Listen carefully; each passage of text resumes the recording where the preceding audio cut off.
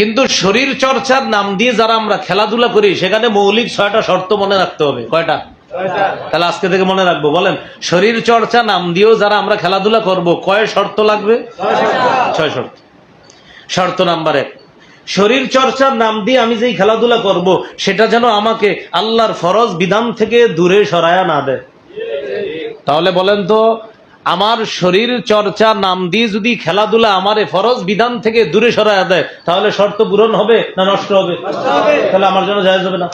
তাহলে 1 নাম্বার শর্ত, আমার শরীর চর্চার নামে যে খেলবো আমি, এটা যদি আমারে ফরজ কাজ থেকে দূরে সরায়া দেয় তাহলে সেক্ষেত্রে আমার এই শরীর চর্চার নামে খেলাধুলা আমার জন্য জায়েজ হবে না। কয় নাম্বার গেল? 1। 2 নাম্বার, সৃষ্টির মূল উদ্দেশ্য থেকে যদি শরীর চর্চা আপনারে দূরে সরায়া দেয়, আবার বলছি 2, শরীর চর্চার নামে খেলাধুলা যদি আপনাকে সৃষ্টির মূল উদ্দেশ্য থেকে দূরে সরায়া দেয় তাহলে সেই খেলাধুলা জায়েজ নেই। আমাদেরকে যে আল্লাহ সৃষ্টি করছে এটার একটা উদ্দেশ্য আছে। সেই উদ্দেশ্য কি? প্রথমে আল্লাহ আমাদেরকে বলছে আমরা সবাই সম্মানিত। বলেন আলহামদুলিল্লাহ। বনি ইসরাইল, সূরা বনি ইসরাইলের 70 নম্বর আয়াত, 15 পারার 8 নম্বর পৃষ্ঠা আল্লাহ বলেন, ওয়ালাকাদ কাররামনা বনি আদম, আমি আদম সন্তানকে সম্মানিত করছি। সুবহানাল্লাহ, আমি আদম সন্তানকে সম্মানিত করছি। তাহলে আদম সন্তান সম্মানিত, এটা আল্লাহ বলছে। আবার আমাদের মাঝে আবার শ্রেষ্ঠ কারা সেটাও বলে দিচ্ছে। সূরা হুজুরাতের 13 নম্বর আয়াতে আল্লাহ বলেন, ইন্না আকরামাকুম ইনদাল্লাহি আতকাকুম, তোমাদের মধ্যে যে আল্লাহকে সবচেয়ে বেশি ভয় করে, যার অন্তরে সবচেয়ে বেশি তাকওয়া, আমি আল্লাহ ঘোষণা করলাম ওই ব্যক্তি আমার কাছে সর্বাধিক মর্যাদা আর সম্মানিত হয়ে যাবে। তাহলে বলেন তো, আদম সন্তানকে শ্রেষ্ঠত্ব দান করছে কে? আল্লাহ তাআলা। সে আদম সন্তান যেহেতু শ্রেষ্ঠ, আদম সন্তান যেহেতু মর্যাদাবান, এখন এই মর্যাদাবান আদম সন্তান, শ্রেষ্ঠ আদম সন্তানকে আল্লাহ কেন সৃষ্টি করছে? এই কেনর উত্তরটা আল্লাহ দিয়েছেন সূরা জারিয়াতের 56 নম্বর আয়াতে আল্লাহ বলেন, ওয়ামা খালাকতুল জিন্না ওয়াল ইনসা ইল্লা লিয়াবুদুন, মানুষ এবং জিন তাদেরকে সৃষ্টি করেছে ইবাদত করার জন্য। এখন বলেন তো, আল্লাহ যে আমাদেরকে সৃষ্টি করেছে, সৃষ্টির মূল উদ্দেশ্য কি করা? ইবাদত। আবার বলেন, মূল উদ্দেশ্য কি করা? এটা হলো লক্ষ্য, এটা হলো উদ্দেশ্য। এখন আমি যে শরীর চর্চা করতেছি, সেই শরীর চর্চায় যদি আমার লক্ষ্য এমন আমি শরীর চর্চার মাধ্যমে আমার শরীর ফিট রাখবো, আর এই ফিট শরীর দিয়ে ইনশাল্লাহ কখনো জিহাদ ফরজ হলে আমি জিহাদে শরীক হব, তাহলে আমার কিছু সময়ের শরীর চর্চা ইবাদতে গণ্য হয়ে যাবে। সহিহ বুখারীর 1 নম্বর হাদিস, ইন্নামাল আমালু বিন্নিয়াত, আমলের প্রতিদান বিশুদ্ধ নিয়তের সাথে। তাহলে আমরা কি শিখলাম? শরীর চর্চার নামে খেলাধুলা যদি সৃষ্টির মূল লক্ষ্য থেকে দূরে সরায়া না দেয় তাহলে জায়েজ আছে। তাহলে 2 নম্বর শর্ত, শরীর চর্চার নামে খেলাধুলা সৃষ্টির মূল লক্ষ্য থেকে যেন দূরে সরিয়ে না দেয়, এটা হলো 2 নম্বর শর্ত। 1 নম্বর, ফরজ ইবাদত থেকে যেন দূরে সরিয়ে না দেয়। 2, সৃষ্টির মূল লক্ষ্য থেকে যেন দূরে সরিয়ে না দেয়। আমি আপনি একটা ব্যাডমিন্টন নিয়ে দাঁড়াইলাম, দুইজনে খেলতেছি, আমাদের মূল লক্ষ্যটা মাথায় রাখতে হবে যে আমরা কিছুক্ষণ শরীর চর্চা করতেছি, একটু পরেই কিন্তু মুয়াজ্জিনের আজানটা আমার কানে চলে আসবে, একটু পরেই কিন্তু আমার আম্মার ওষুধটা আনতে যেতে হবে, একটু পরে আব্বা চলতে পারে না, আব্বাকে মসজিদে আনতে হবে। অর্থাৎ আমার সব কিছু মাথায় রাখতে হবে। শরীর চর্চা যখন আমরা করব, এটা থাকতে হবে যে আমার মূল লক্ষ্য কিন্তু শরীর চর্চা না, মূল লক্ষ্য ইবাদত করা, আল্লাহকে খুশি করা, আল্লাহর গোলামি করা। হ্যাঁ, শরীর চর্চা আমি ফিট থাকতেছি কেন? আমার রবের কাজগুলো করার জন্য আমার জন্য সহজ হয়ে যায়। দলিল আছে এই ব্যাপারেও কোরআনে। মুসা নবীর নাম শুনছেন না সবাই? মুসা আলাইহিস সালাতু ওয়াস সালাম 8 দিন 8 রাত্র সফর করছে মিশর থেকে। ওই যে এক বেটারে ঘুষি মারছে, মরে গেছে, তো পরে উনি চলে গেলেন। 8 দিন 8 রাত্র সফর করার পর চলে গেলেন মাদিয়ানে। গিয়ে দেখে 2 মেয়ে পশু নিয়ে বসে রয়েছে, পানি পান করায় না। তো গিয়ে বললেন, মা খাতবুকুমা, কি ব্যাপার, তোমরা পানি পান করাও না কেন? তখন তারা বলল, ক্বালাতা লা নাসকি হাত্তা ইসদিরা রিআ, রাখালরা পানি পান করানোর আগ পর্যন্ত আমরা আমাদের পশুগুলারে পানি পান করাতে পারি না। সাথে সাথে মেয়েরা বলতেছে, আবুনা শাইখুন কাবীর, আমাদের আব্বা বয়োবৃদ্ধ, আব্বা ঘরে আছে, বয়োবৃদ্ধ হওয়ার কারণে আব্বা আসতে পারে নাই, তাই আমাদেরকে পাঠাইছে। এখানে একটা কথা আপনারা মনে রাখেন, আবার ওলামা হযরতও আছেন, এখানে কিন্তু মুসা নবী জিজ্ঞাসা করে নাই তোমাদের বাপ কোথায়, এরকম জিজ্ঞাসা করে নাই। কিন্তু মেয়ে 2টা অগ্রিম বলে দিছে আমাদের আব্বা বৃদ্ধ। অগ্রিম বলে দিছে কেন? যে এই যুবক আমরা যখন বলবো যে আমরা রাখালরা পানি পান করানোর আগ পর্যন্ত আমরা পানি পান করাই না, তখন যুবক পাল্টা প্রশ্ন করতে পারে, তোমাদের ভাই নাই, তোমাদের বাপ নাই, তোমাদেরকে পাঠাইছে কেন? তাই অগ্রিম জবাব দিয়ে দিছে মেয়ে দুইটা, আমাদের আব্বা বয়োবৃদ্ধ, যেন আব্বা আসতে পারে নাই, তাই মেয়ে হয়েও আমরা আসতে হয়েছে। মানে অগ্রিম জবাব দিয়ে দিছে যেন কোনো প্রশ্ন না করে। মুসা আলাইহিস সালাতু ওয়াস সালাম পশু দুইটা নিস, ওই দুই মেয়ে থেকে পশু নিস, নেওয়ার পর মুসা আলাইহিস সালাতু ওয়াস সালাম কি করলেন, ঢাকনাওয়ালা একটা কূপ আছে, ওই কূপের ঢাকনাগুলা, যে ঢাকনাটা আছে ওটা উঠানোর জন্য অনেক শক্তির প্রয়োজন, অনেকে মিলে সেই ঢাকনা উঠাতে হয়, মুসা নবী একাই সেই ঢাকনা উঠায় ফেলছে। এখান থেকে বোঝা যাইতেছে মুসা নবী শক্তি আছে। মুসা নবীর শক্তিমত্তা দেখছে দুই মেয়ে, মেয়ে দুইজন চলে গেছে বাবা সোহাইব নবীর কাছে। যাওয়ার পর বাবা বললেন, আজকে এত আগে আগে চলে আসলা, পানি পান করাইছো কিভাবে? তো মেয়ে দুইটা বলছে, আব্বা আজকে একটা যুবক আমাদের হয়ে পানি পান করাই দিছে, এই জন্য আগে আগে চলে আসছে। সোহাইব নবী বললেন, পারিশ্রমিক দিতে হবে, যুবককে ডেকে নিয়ে আস।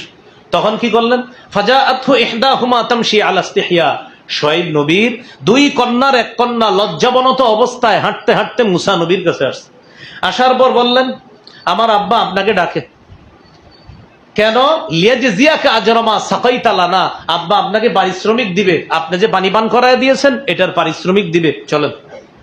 মুসা আলাইহিস সালাম আসলেন, সোহাইব নবীর সাথে কথাবার্তা হলো, সব হিস্টোরি বললেন। সোহাইব নবী বললেন, লা তাখাফ, আর ভয় পাবা না, নাজাউতা মিনাল কওমিজ জালিমিন, জালেম সম্প্রদায় থেকে তুমি মুক্তি পেয়ে গেছো, আর টেনশনের কারণ নাই, তুমি অনেক দূরে চলে আসছো, আল্লাহ তোমাকে হেফাজত করছে।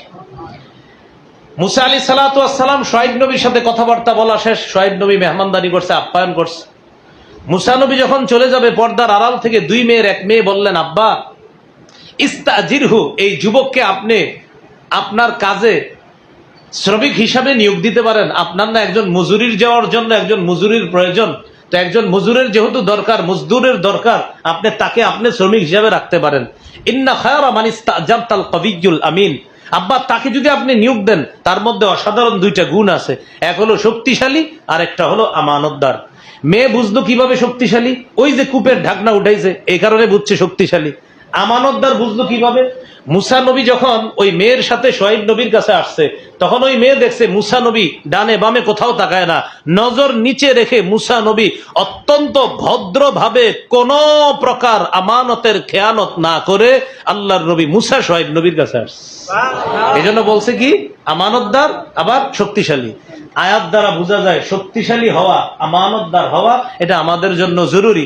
তো শরীর চর্চার মাধ্যমে যদি আমরা ফিট থাকি, এটা ইসলাম আমাদেরকে নিষেধ করে না, ফিট থাকা এটা ভালো জিনিস।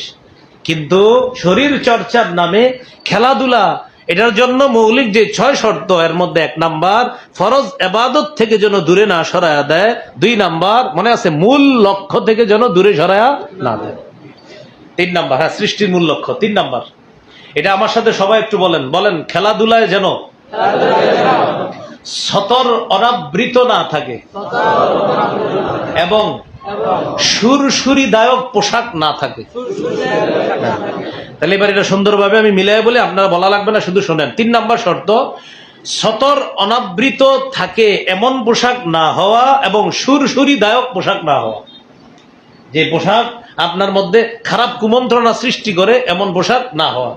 তাহলে দেখেন এই জায়গায় কি আসছে, 3 নম্বর শর্তটা, সতর অনাবৃত থাকে এমন পোশাক না হওয়া, সুরসুরিদায়ক পোশাক না হওয়া।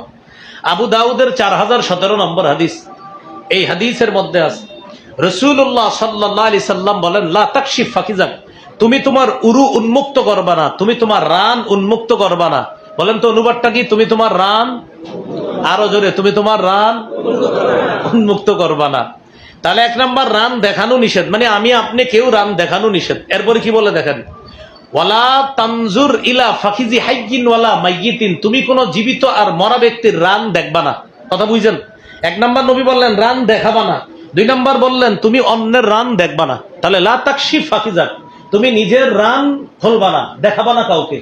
2 নম্বরে বললেন ওয়ালা তানজুর ইলা ফাকিজি হাইয়িন ওয়ালা মাইয়িতিন, তুমি অন্য কারো রানের দিকে দেখবা না, চাই জীবিত ব্যক্তির রান হোক মরা ব্যক্তির রান হোক। দেখেন তো হাদিসটা কি বলছে, জীবিত ব্যক্তির রানও দেখা যাবে না, মরা ব্যক্তির রানও দেখা যাবে না, আবার রান দেখানোও যাবে না। এবার সবাই একসাথে সবকের মতো বলি, বলেন রান দেখানো যাবে না, রান দেখাও যাবে না, বলেন উরু দেখানো যাবে না, উরু দেখানো যাবে না, উরু দেখাও যাবে না।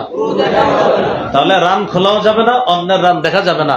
পৃথিবীতে এমন কোন খেলা আসেনি যেই খেলার মধ্যে রান দেখা যায়?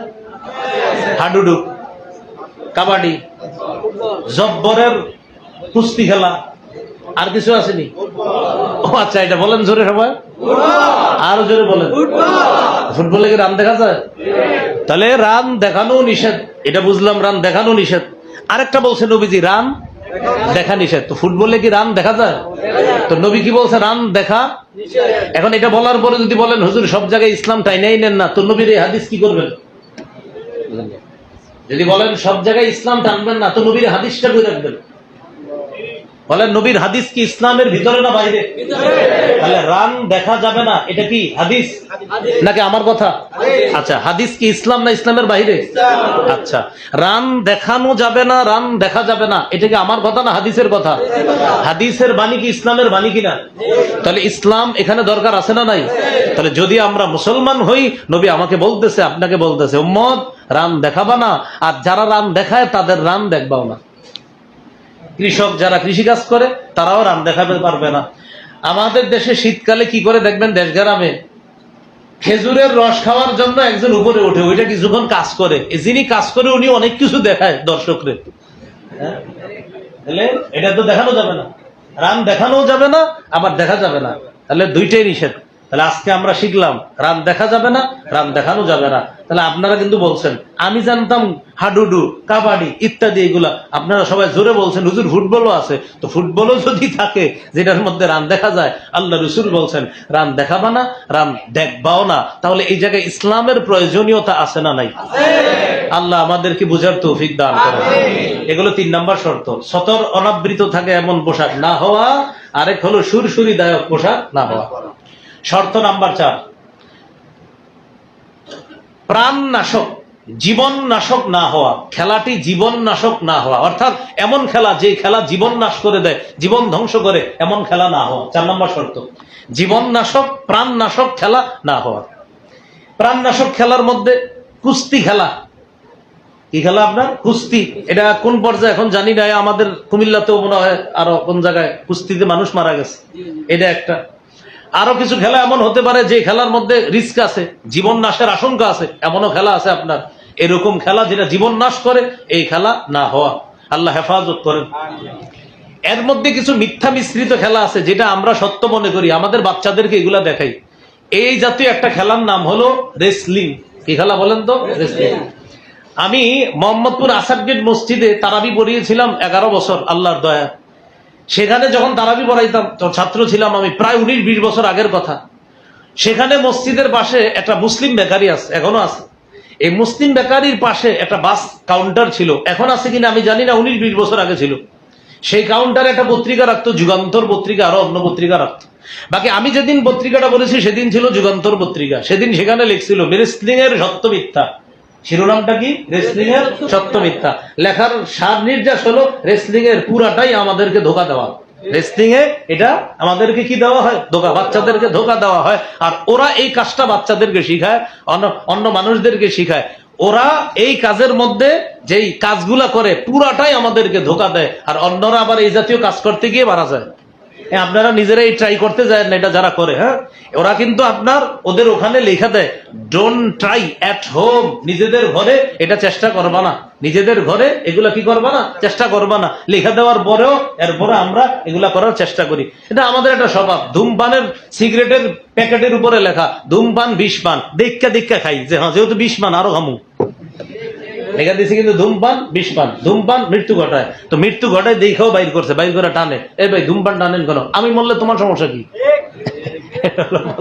লেখা আছে ধূমপান 20 পান, ধূমপান মৃত্যু ঘটায়, ধূমপান ক্যান্সারের জন্য ঝুঁকি, এর লেখা। তো এরকম তারপরে আপনার টানে। তাহলে 4 নাম্বার, জীবন নাশক না হওয়া, এটা হলো 4 নাম্বার শর্ত। 5 নাম্বার শর্ত, এটা আমার সাথে বলেন, বলেন, হারাম উপার্জন মুক্ত হওয়া। এমন শরীর চর্চার নামে খেলাটা এমন হতে হবে যে খেলার কারণে আপনার কোনো উপার্জন হবে না। কি হবে না বলেন তো? উপার্জন হবে না। এখন আপনি খেলার মধ্যে হারাম উপার্জনের রমরমা অবস্থা, জুয়া ইত্যাদি খেলাকে কেন্দ্র করে হয় কিনা? এই জুয়া ইত্যাদি উপার্জন মুক্ত হবে খেলাটা। গ্রামগঞ্জেও যারা আমরা 11 জন করে খেলি, 11 জন করে শর্ট পিচ বাউন্ডারি খেলে ছেলেরা, আবার অনেকে আপনার ছোট ছোট মিনি ফুটবল ম্যাচের আয়োজন করে। তো যাই হোক, দেশ গ্রামে খেলে, আমরাও ছাত্র জীবনে বাড়িতে আসলে খেলতাম। তো তখন খেলার মধ্যে কি হইতো, আপনার 11 জন করে খেলে। আমরা আবার এরকম অনেক ছেলেবেলে থাকে, মাশাআল্লাহ স্কুল কলেজে পড়ুয়া কিছু ছেলে আছে, এমন জুয়া টুয়া হইলে ওরা খেলে না। তো ওরা যখন নাকি দলের মধ্যে প্লেয়ার হিসেবে থাকে, এক দলের অধিনায়ক আরেকজন এইভাবে বলে, কিরে হবে নাকি, মানে সরাসরি বলে না, সরাসরি বললে ধরা খাবে, এই হবে কি, আরে যে গরম, ঠান্ডা ঠান্ডা হইব, এরকম করে। আর 3 লিটার যে জিতবে এদেরকে 3 লিটার দিতে হবে। জুয়া, বলেন কি? তাহলে হারাম উপার্জন মুক্ত হতে হবে। যখন এই হারাম ঢুকে যাবে, শরীর চর্চা, এটা শরীর চর্চা থাকবে না, এটা হারাম হয়ে যাবে। তাহলে 5 নাম্বার, হারাম উপার্জন মুক্ত, এটা হতে হবে। খেলাকে কেন্দ্র করে এক তো জুয়া, আন্তর্জাতিক পরিমণ্ডলে জুয়ার রমরমা আয়োজন হয়, আবার খেলোয়াড়রাও ব্যক্তিগতভাবে জুয়ায় জড়িয়ে পড়ে।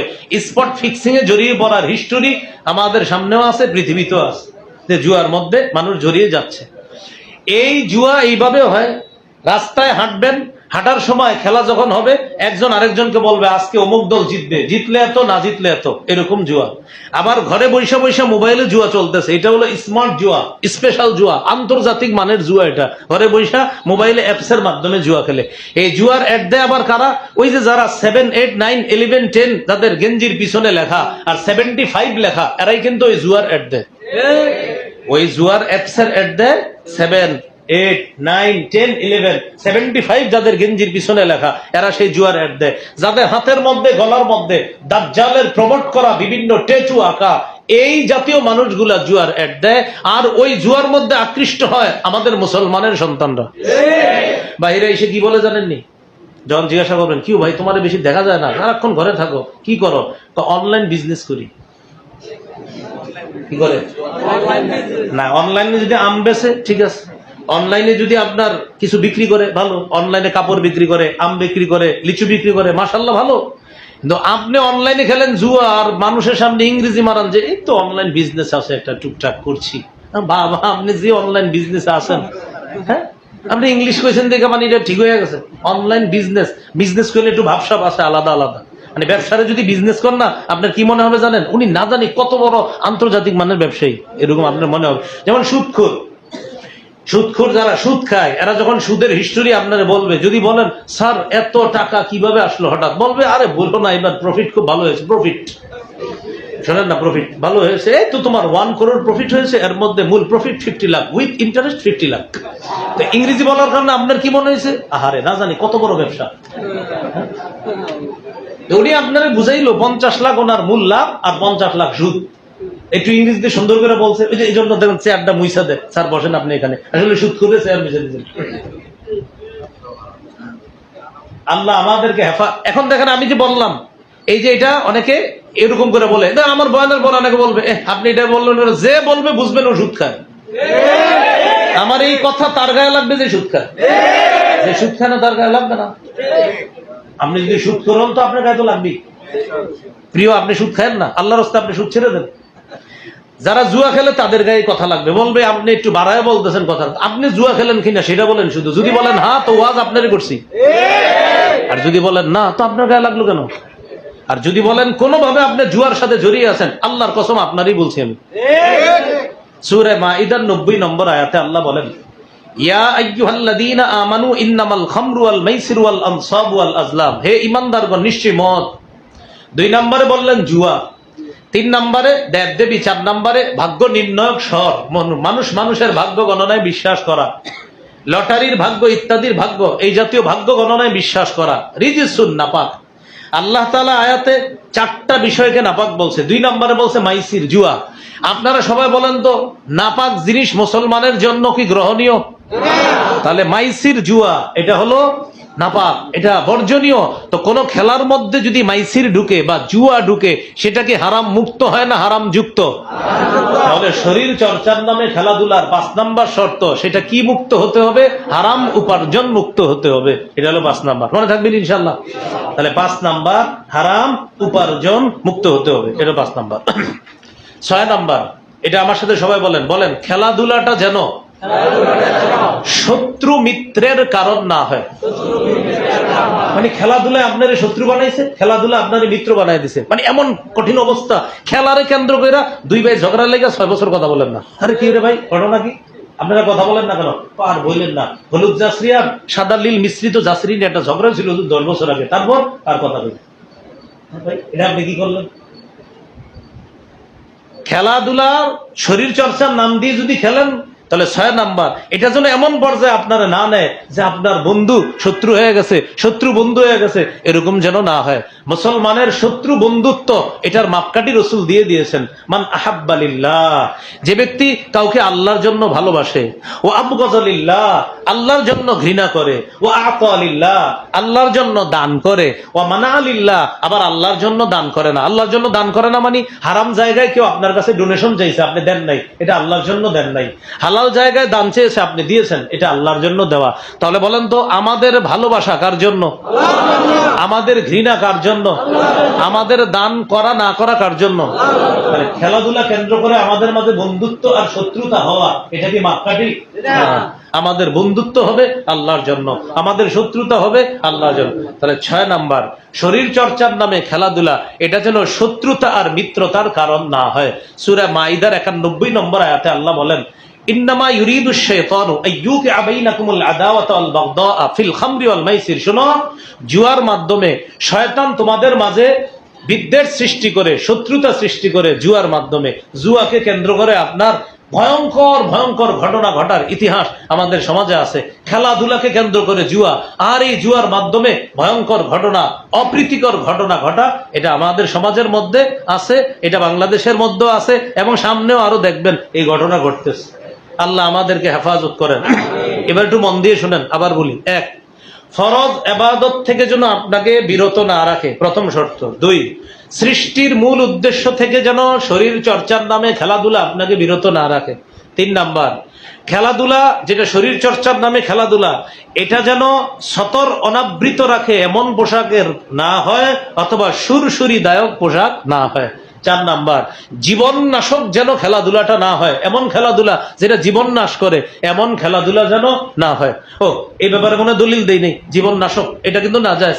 এটার দলিল হলো সূরা বাকারার 195 নম্বর আয়াতে আছে, লা তুলকু বিআইদিকুম ইলা তাহলুকা, তোমরা নিজেদেরকে ধ্বংসের দিকে নিক্ষেপ করো না।